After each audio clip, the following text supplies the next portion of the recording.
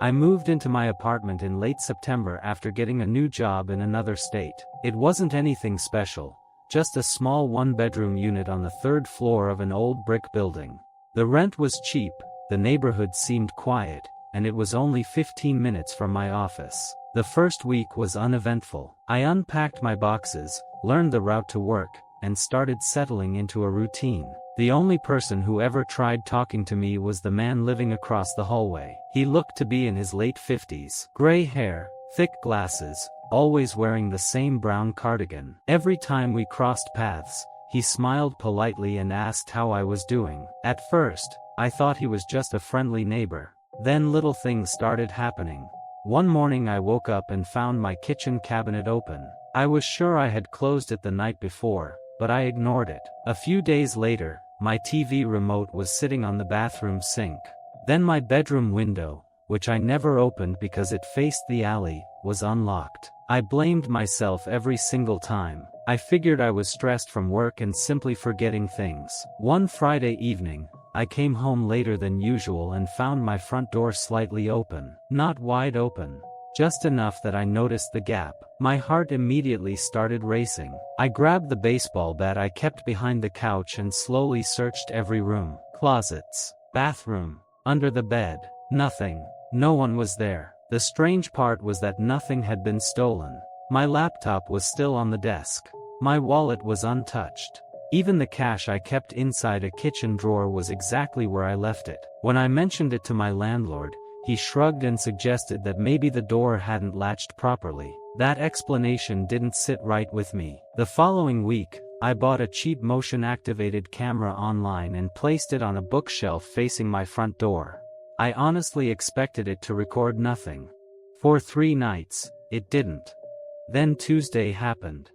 The notification came while I was eating lunch at work. Motion detected. I opened the app expecting to see maintenance or maybe a false alert. Instead, I watched a man step into my apartment. He wasn't wearing a mask. He wasn't hiding his face. He simply walked in like he belonged there. He stood in my living room for almost 30 seconds without moving. Then he slowly walked toward the hallway. The camera couldn't see the bedroom, so the rest of the apartment disappeared from view. Almost 7 minutes later, he came back. Before leaving, he stopped directly in front of the camera. He leaned close enough that his face filled the screen. Then he smiled. I recognized him instantly. It was my neighbor from across the hall. I left work early and called the police before I even reached the building. When officers searched his apartment, they found dozens of copied keys hanging on a wall inside a spare bedroom.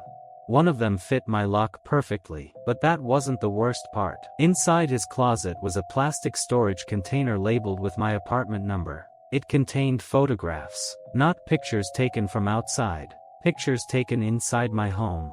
Me watching TV, me asleep on the couch, me cooking dinner.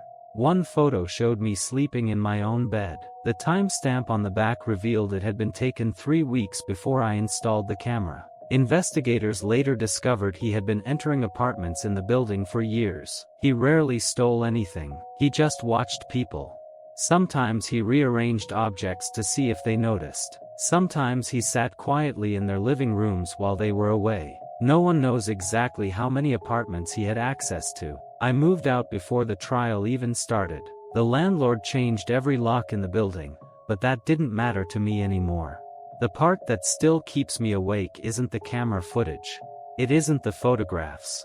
It's something the detective told me after they searched his apartment. When they asked why he kept coming into my place, he answered calmly. I liked being there when he wasn't. It made me feel like it was mine. I've lived in 3 different apartments since then. Every night before going to bed, I check that the front door is locked.